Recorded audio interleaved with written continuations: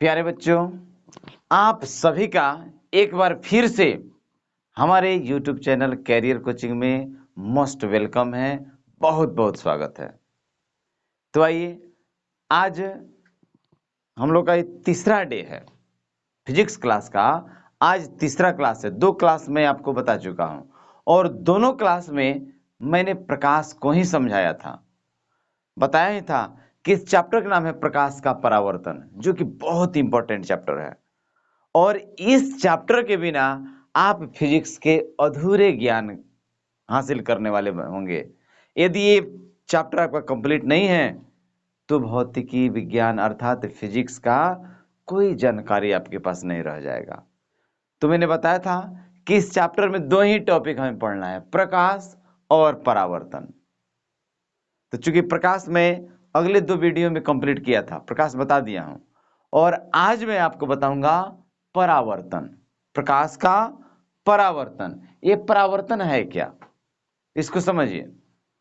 प्रकाश का परावर्तन, reflected of light, ये किसे कहते हैं? देखिए यहां, जब प्रकाश की किरणें किसी सतह से टकराकर अपने ही माध्यम में लौट जाती है तो लौटने की इस घटना को प्रकाश का परावर्तन कहते हैं।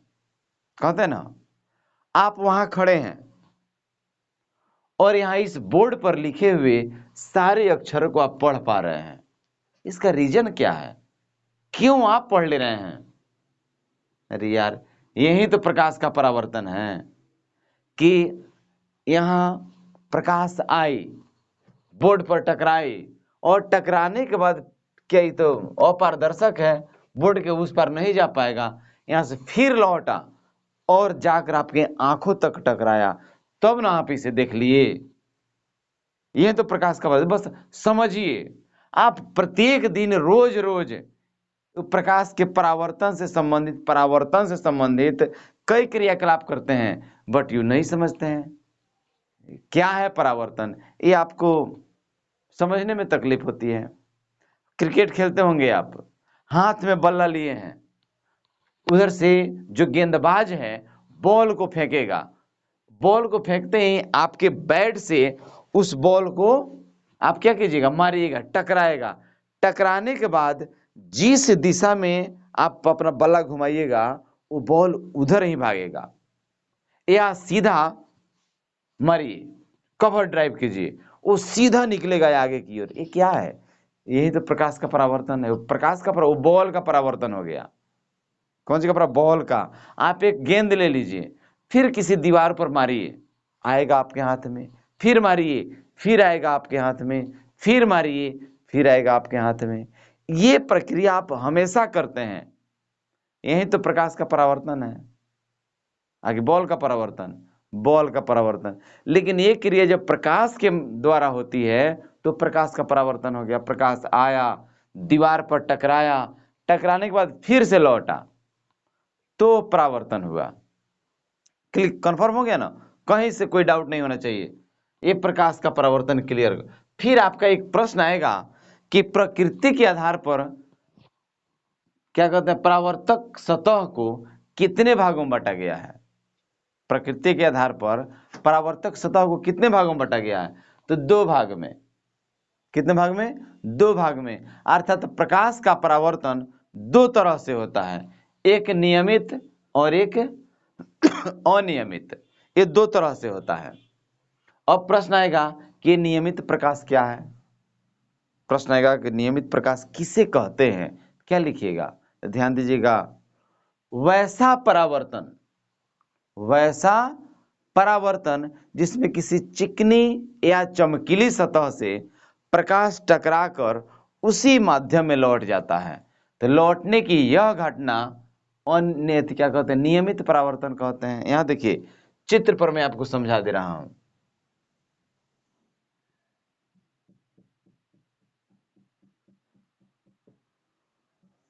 प्रकाश किरण आया, टकराया, लौट गया, नियमित परावर्तन। फिर आया, फिर टकराया, फिर लौटा, नियमित परावर्तन। फिर आया, फिर लौट गया, नियमित परावर्तन। ये क्या है? ये नियमित परावर्तन को दर्शा रहा है। और वहीं कहिएगा अनियमित, तो इसके ठीक विपरीत बोलिए ना, उल्टा बोलिए कि वह वैसा परावर्तन जिसमें किसी रुखड़ी या चमकीली सतह से, चिकनी नहीं कहिएगा, रुखड़ी या चमकीली सतह से कोई प्रकाश आकर टकराता है और उसका परावर्तन नियमित रूप से होता है, उसे क्या कहते हैं? अनियमित परावर्तन कहते हैं। यहाँ देखिए, परावर्तन नियमित होता है लेकिन अनियमित रूप से टकराता है।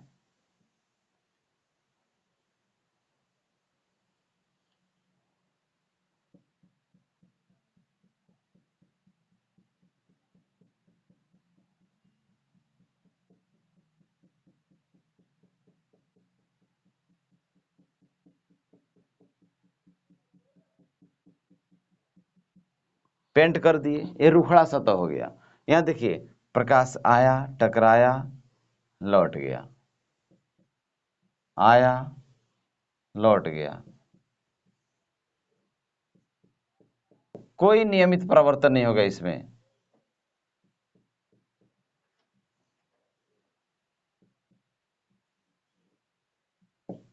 अर्थात इसमें नियमित परावर्तन होता ही नहीं है, जैसे आएगा उसी दिशा में वो भाग जाएगा।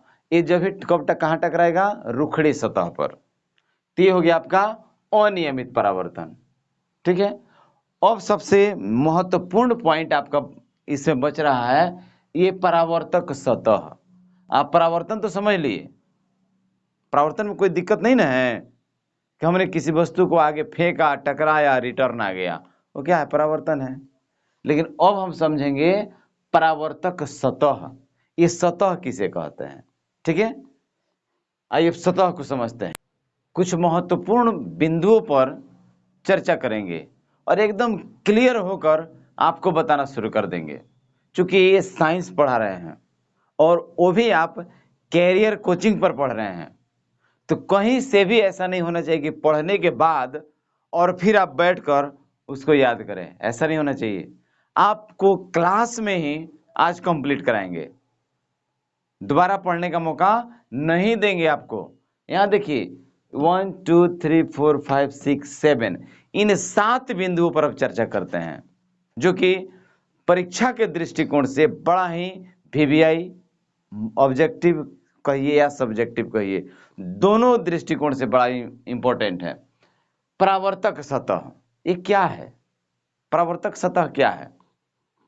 आइए अब एक चित्र के माध्यम से मैं समझाता हूं, क्योंकि परिभाषा भी तो मैं लिख ही दिया हूं, तो चित्र पर ज्यादा क्लियर होगा और चित्र के माध्यम से एकदम कंफर्म होता चला जाएगा। यहां देखिए, एक सतह है, परावर्तक सतह, इसको मैंने क्या किया? लेप लगा दीजिए।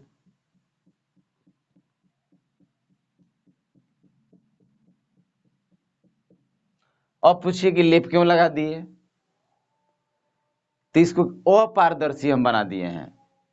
एक शीशा को लेते हैं जो आपके विंडो में लगा हुआ रहता है, उस शीशा को लीजिए और टॉर्च मारिए, सीधे वो टॉर्च का जो रे होता है, किरण होता है, वो पार निकल जाएगा। फिर शीशा लीजिए और शीशा के पीछे आप लेप लगा दीजिए, पेंट कर दीजिए, कोई कलर मार दीजिए, फिर टॉर्च मारिए, फिर आप देखिएगा कि तनिक भी उस टॉर्च से निकला हुआ किरण शीशा के उस पार नहीं गया। ये क्या है? क्या ये कोई जादू है? ये जादू नहीं है, ये प्रकाश का जादू है। हम लोग का जादू नहीं है, ये प्रकाश का जादू है।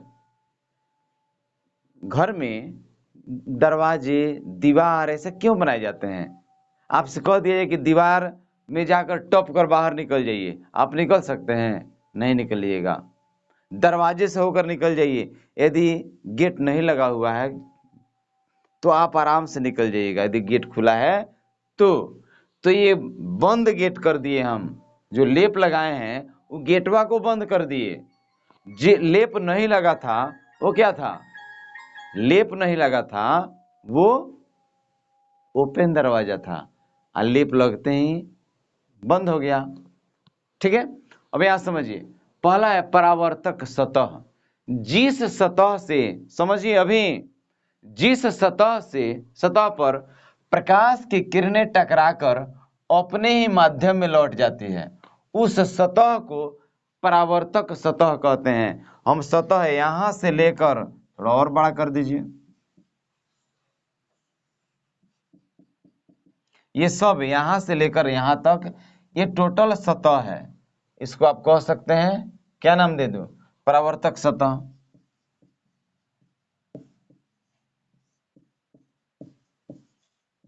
ये परावर्तक सतह है, ठीक है।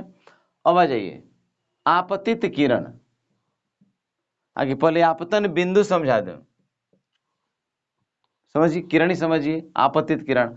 परावर्तक सतह पर आने वाली किरण को क्या कहते हैं, आपतित किरण कहते हैं। एक किरण को लेकर आइए और कहां टकराइए, परावर्तक सतह पर।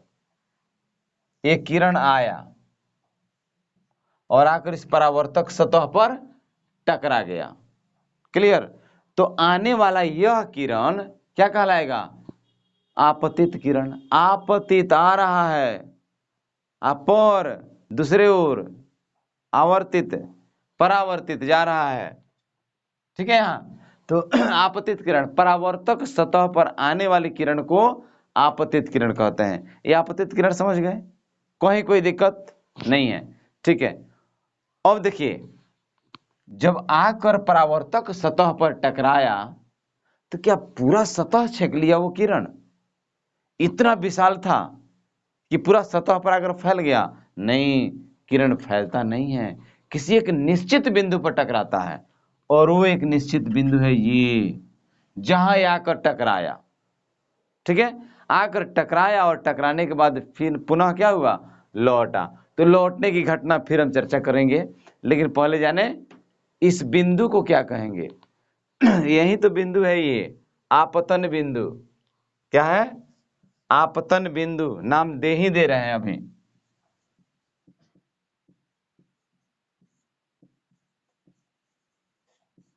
आपतन बिंदु, ठीक है। ये कौन है, जहां आपतित किरण आकर टकराई। अब देखिए यहां टकराने के बाद ठीक इसी माध्यम में ये लौट जाती है, वो क्या कहलाई, परावर्तित किरण। ये जान गए, ये जान गए। अब जाने परावर्तित किरण। परावर्तक सतह पर आने वाली किरण तो बता दिए, परावर्तक सतह से टकराकर ये किरण आई, यहां टकराई, टकराकर जाने वाली किरण को परावर्तित किरण कहते हैं। आपतित किरण आई, आपतन बिंदु पर टकराई, टकराकर फिर इधर निकल गई, तो जाने वाली किरण को क्या कहेंगे, परावर्तित किरण। नाम लिखिए दीजिए, ये क्या है,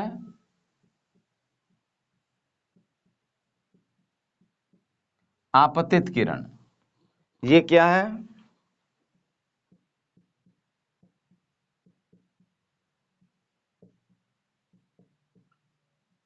परावर्तित किरण, ठीक है।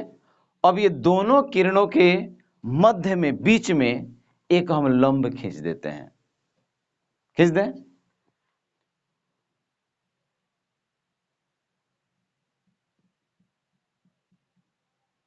लंब खींच दिए। प्रश्न आएगा, अभिलंब किसे कहते हैं, ये क्या है अभिलंब? तो देखिए यहां ऐसे परिभाषा लिख भी दिया हूं कि आपतन बिंदु पर डाले गए लंब को अभिलंब कहते हैं। आपतन बिंदु कहाँ है, ये बिंदु क्या है, आपतन बिंदु। और इसी पर हमने क्या डाला, एक लंब, जिसको हम अभिलंब कहेंगे।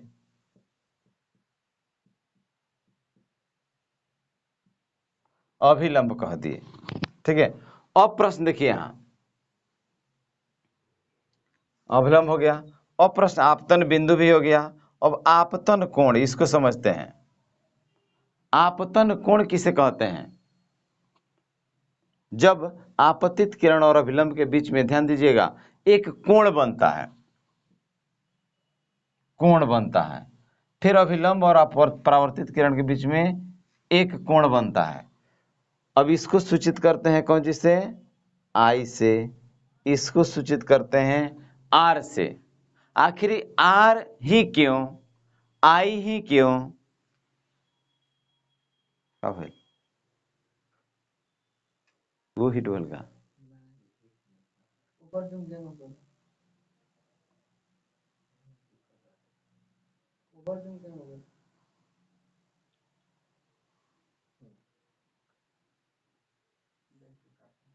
हाँ। यहाँ देखिए आई और आर, आई क्यों और आर क्यों? कभी बच्चे पूछ बैठते हैं कि सर यहाँ आई और आर न लिखकर ए या बी लिख सकते हैं, ई एफ लिख सकते हैं? तो बिल्कुल लिख सकते हैं, कुछ भी लिख सकते हैं।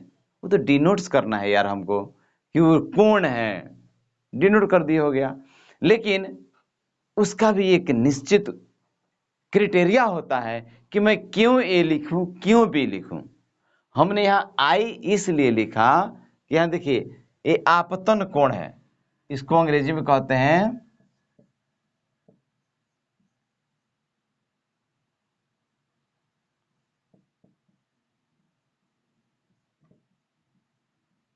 इंसिडेंट रे, परावर्तन कोण को कहते हैं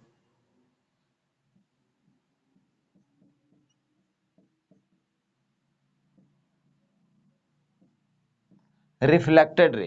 तो यहां देखिएगा पहला अक्षर आई है, पहला अक्षर आर है, तो ये तो सूचित करता है ना कि आई इंसिडेंट रे हो गया, आपतित किरण हो गया, और आर रिफ्लेक्टेड रे हो गया, परावर्तित किरण हो गया। कहीं कोई दिक्कत नहीं है। अब प्रश्न आता है कि आई क्या है, आर क्या है, आपतित किरण किसे कहते हैं, परावर्तित किरण किसे कहते हैं?